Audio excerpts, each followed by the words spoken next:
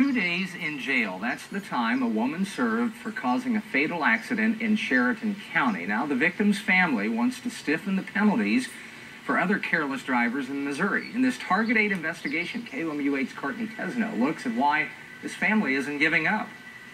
Jim, since I first spoke with the victim's family last month, they generated this petition to change careless driving laws in Missouri. In the first day, nearly 500 people nationwide signed it, and it now has 900 signatures. It's an effort the family says is worth it to show that Jessica Stobie's life mattered. Where is Mommy now? You don't know? It started off as a trip to the dentist's office one morning after a night of bingo with the family. She left at 10:30, and you never dream you'll never see her again. Jessica Stobie may have never seen it coming. She was headed down Highway 5 between Glasgow and Salisbury on March 26, 2012, when two vehicles collided in front of her, and in an instant, Stobie's own car was caught up in the crash.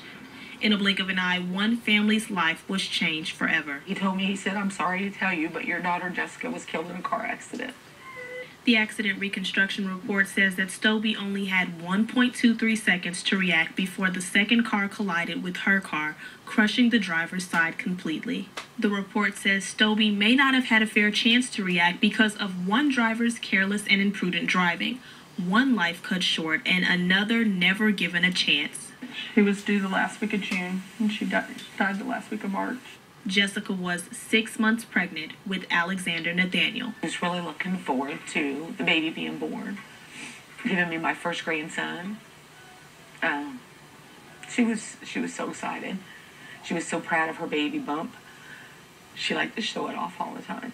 And for Stobie's mom, Cheryl Reuter, this was a nightmare relived. On June 3rd of 2010, my youngest stepson, my husband's youngest boy, was hit by a MoDOT driver. And that driver didn't get anything. But the driver that killed Stobie, Bobby Volrith, received a driving complaint before the accident. The Highway Patrol stopped by Nat and Jessica's home in Glasgow and said that Jessica had actually called 911. She reported Volrith swerving and was scared she might hurt someone else. The accident report says Volrith admitted to running off the road a couple times. Sheridan County Prosecutor Brian Scheider says she had worked a 12-hour shift the night before. Best we can tell, she was probably tired, falling asleep, and so she crossed the center line. She has no recollection of the ride from work to the accident. She remembers, the only thing she remembers from the accident is looking up and hitting the truck. Volrith walked away with a misdemeanor for careless and imprudent driving, 48 hours in jail, and a maximum fine of $1,000. Scheider didn't file involuntary manslaughter charges, but it was considered. There's no alcohol and no controlled substance in her bloodstream, which if that occurs and if it's enough that it's actually impairing someone's ability to drive, it can result in an involuntary manslaughter case. But Volrith's blood test did come back positive for a controlled substance. There was a prescription medication known as carisoprodol, I hope I pronounced that correctly, in her system. Carisoprodol is a muscle relaxant that warns against operating a motor vehicle and makes you drowsy. However, Schneider said that was not enough to pursue the higher felony charge.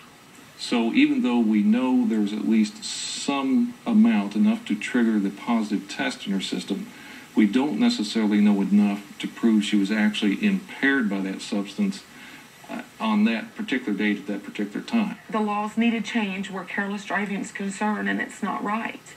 I mean, she got 48 hours in jail, no probation, nothing. She's still driving today. She did not lose her license. She deals with this every day. She has nightmares. She feels badly for the family. Her heart hurts. You know, everybody's heart hurts. A tragedy that hits home for many, leaving a 3-year-old without her mommy, a husband widowed, and a family mourning. I tried to put less for these two. Mommy. Who's with Mommy? Talk to me. That's you.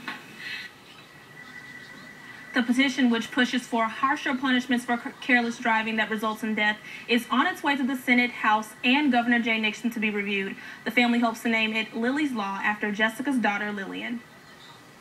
I'm Coming up, Alyssa Bustamante back in the spotlight. More on the new lawsuit involving the convicted